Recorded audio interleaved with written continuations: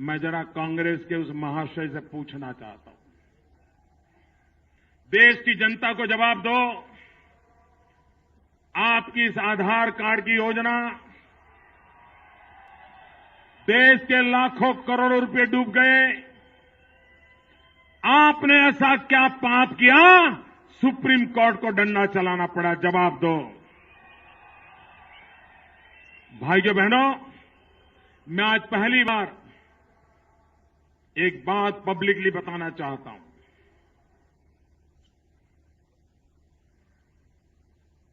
ये आधार कार्ड को लेकर के केंद्र सरकार के सारे महाशय मुझे मिलने आए थे।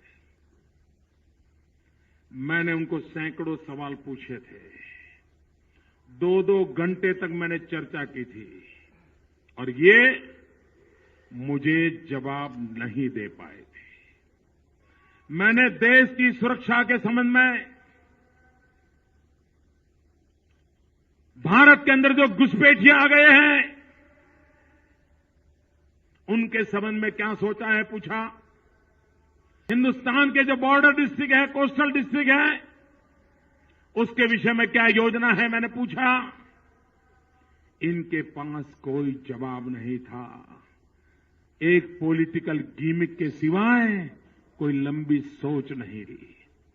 मैंने नेशनल सिक्योरिटी काउंसिल में प्रधानमंत्री को सवाल पूछे थे और मैंने कहा था, अगर इन सवालों को आप एड्रेस नहीं करोगे तो आपकी योजना धरी की धरी रह जाएगी, लाखों करोड़ों रुपए तबाह हो जाएंगे। तब उन्होंने मुझे आश्वासन दिया था कि मोदी जी ने जो सवाल उठाए हैं इस पर हम सोचेंगे।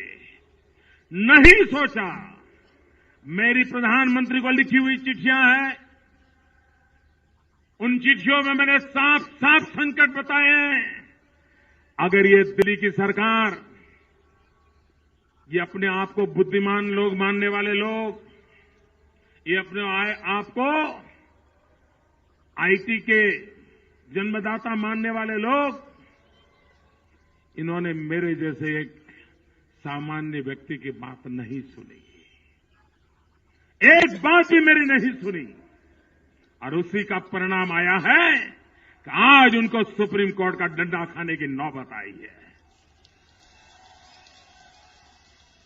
क्या देश की तिजोरी को ऐसे लूटते रहोगे? जनता की आंख में ऐसे धूल झोंकते रहोगे? और इसलिए भाइयों बहनों, ये जो झूठ फैलाया जा रहा है, इस झूठ से बचने की आवश्यकता है, चौकन्ने रहने की आवश्यकता है। मैंने देश की सुरक्षा के संबंध में,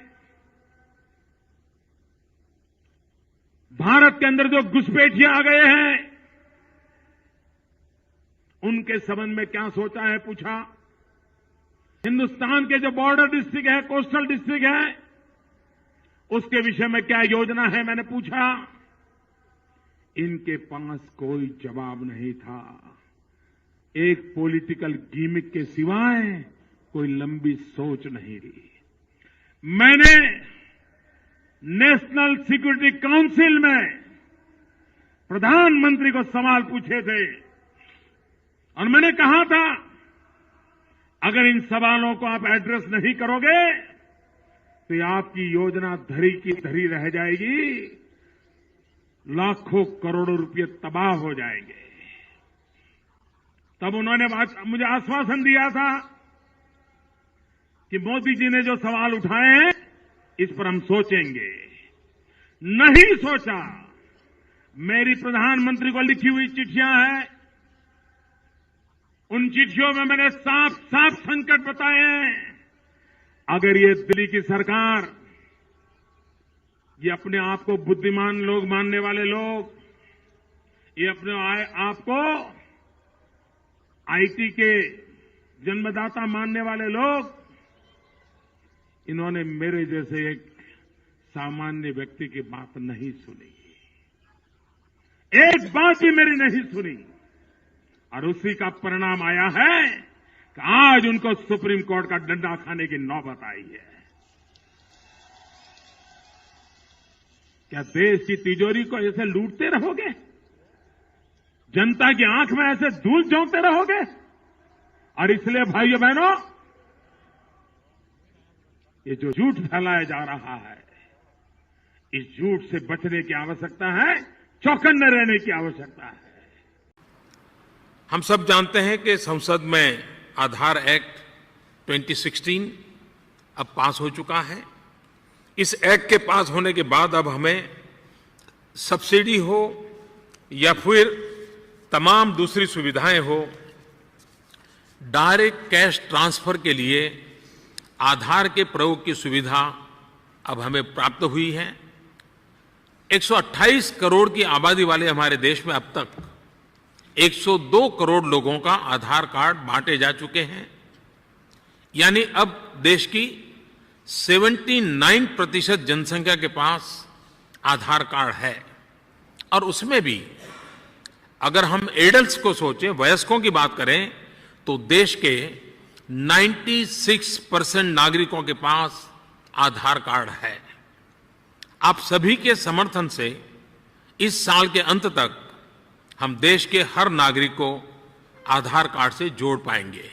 और मैं इसके लिए मुख्यमंत्रियों का, राज्य सरकारों का भी आभार व्यक्त करता हूं कि इस काम में उन्होंने काफी तेजी लाई है और काफी बल दिया है, और उसके कारण ये संभव हुआ है।